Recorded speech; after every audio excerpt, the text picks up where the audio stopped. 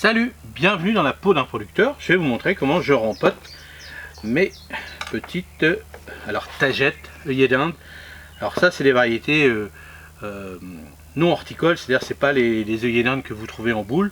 J'en ai fait un petit peu et j'en ai déjà rempoté, mais je voulais vous montrer celle-ci. Donc c'était de la racine, c'est de la racine nue, hein, on aurait pu les faire en micromotte, mais bon, comme moi je récupère pas mal de graines, je vais pas en faire 3000 pots non plus.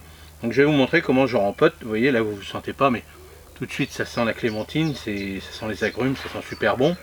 Donc là un petit peu de souci, là ici c'est les papates de chat, hein, je le sais, vous voyez là ils sont pas touchés. Et ça pousse très très bien. Par contre cette variété là est beaucoup plus fine qu'une variété horticole avec les boules, hein. Celle-ci c'est de la petite tagette, c'est la fleur plate vraiment. Et celle-ci c'est vraiment celle-ci qui protège le potager, c'est celle-ci qu'il faut avoir. Donc cette petite variété là elle est très très simple, hein. Elle pousse facilement, vous récupérez les graines en fin d'été et puis vous les semez, là comme je vous ai montré comment semer les petites tagettes. Et si vous n'avez pas encore réalisé ce genre de semences, vous pouvez les faire maintenant.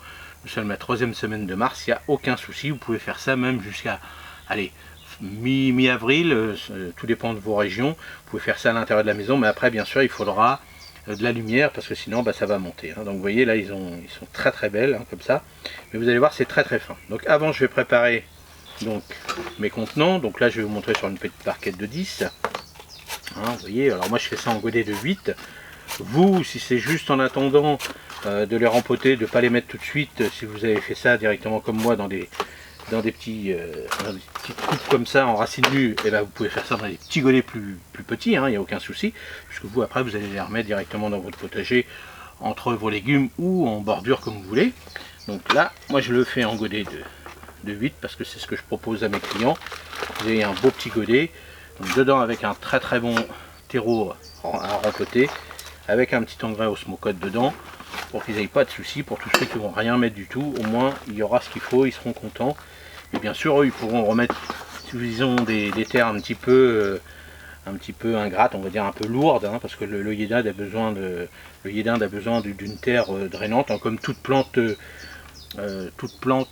annuelle, hein. Il faut quand même une terre assez légère quand même, pas des terres lourdes.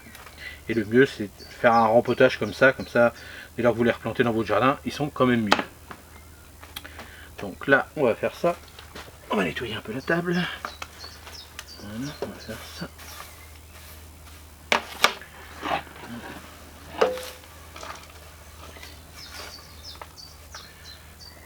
Hop, on va mettre ça comme ça, ça comme ça. Alors je vais même en remettre encore un petit peu dessus, parce que là c'est de la racine nue. Donc bien sûr, il faut toujours faire bomber le terreau au-dessus des godets, parce que vous allez enfoncer.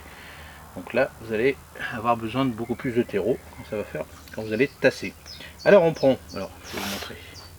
Moi j'ai pris un petit bâton, vous pouvez prendre une petite pelle, un petit truc comme ça. Hop, on va prendre délicatement, parce que là je vais en faire qu'une dizaine.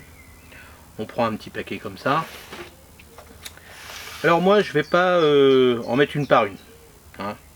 Voilà, je prends mon petit paquet, c'est parce que j'en ai plein. Donc généralement j'en prends 2 ou 3, hein, vous voyez. Mais on pourrait le faire une par une, ça il n'y a aucun souci.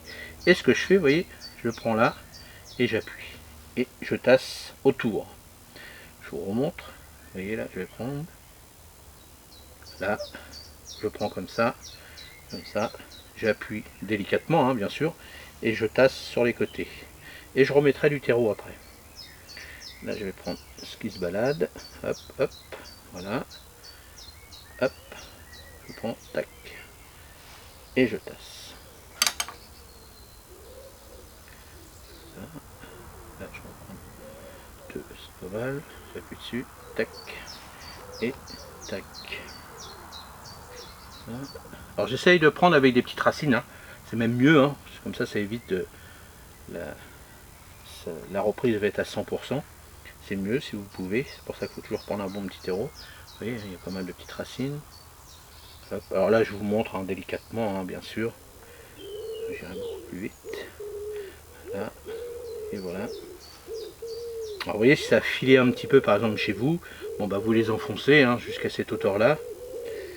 C'est important aussi, hein, c'est juste la hauteur des premières feuilles. Vous voyez, moi je les plante avec les premières feuilles. Et hop, je tasse là. Je prends mon petit bâton qui est là. Je vais en prendre 2 là, et voilà.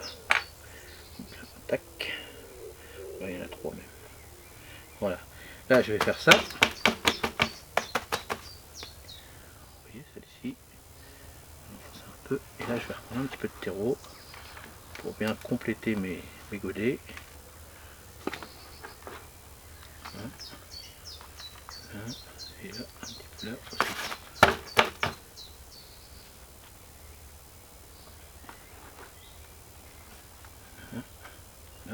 Parce que ça va encore se tasser, hein, bien sûr. Donc voilà ma petite barquette. On met ça là et on va arroser délicatement. Enfin, délicatement. On va arroser avec l'arrosoir, avec la pomme. Pas de souci, mais là je vous montre là rapidement. Là. Bien sûr, hein, toujours un terreau de qualité, ça c'est hyper important. Voilà. Un petit coup. Là. Et voilà. Alors, c'est quand même des plantes qui sont gélives, hein, donc il faut faire attention. Donc il faudra minimum 5 degrés la nuit. Maintenant, ils sont assez costauds, il y a quand même 2 belles feuilles. Mais il ne faudra pas que ça descende en dessous de 5 degrés. Donc moi, ils vont continuer à être sous le tunnel. Vous, si vous n'avez pas de tunnel, un petit châssis fera l'affaire. Bien sûr, si vous n'avez rien, reportez ça. À partir du 15 avril, vous êtes sûr que les températures, la nuit est normalement non gélive, hein, ça c'est important. Et puis, sinon après vous trouvez, comme moi, un petit producteur, et puis vous pouvez en mettre tranquillement, parce que ça sert à rien d'en mettre 150 dans le jardin. Hein. Vous en mettez un petit peu, un pied pour 4 pieds de tomates, c'est largement suffisant, parce que ça se développe quand même assez... alors, surtout cette variété là, ça vous fait des trucs comme ça, hein, ça vous fait bien 30-40 cm de diamètre. Donc ça protège quand même pas mal. Faites attention quand vous mettez ce genre de plante entre vos légumes de pouvoir circuler. Donc des fois c'est peut-être mieux de le mettre en bordure que entre tous les légumes, puis pour pouvoir accéder aux légumes. Ça c'est important aussi quand on vous dit rajoutez ci, rajoutez ça, faites attention. La circulation pour la récolte c'est important aussi. Donc moi je vais les laisser là minimum 5 degrés, donc je les ai largement. Et puis ils vont pousser tranquillement et puis ils seront prêts, moi... allez, on est 3e semaine de mars, ils seront prêts 3e semaine d'avril pour le client.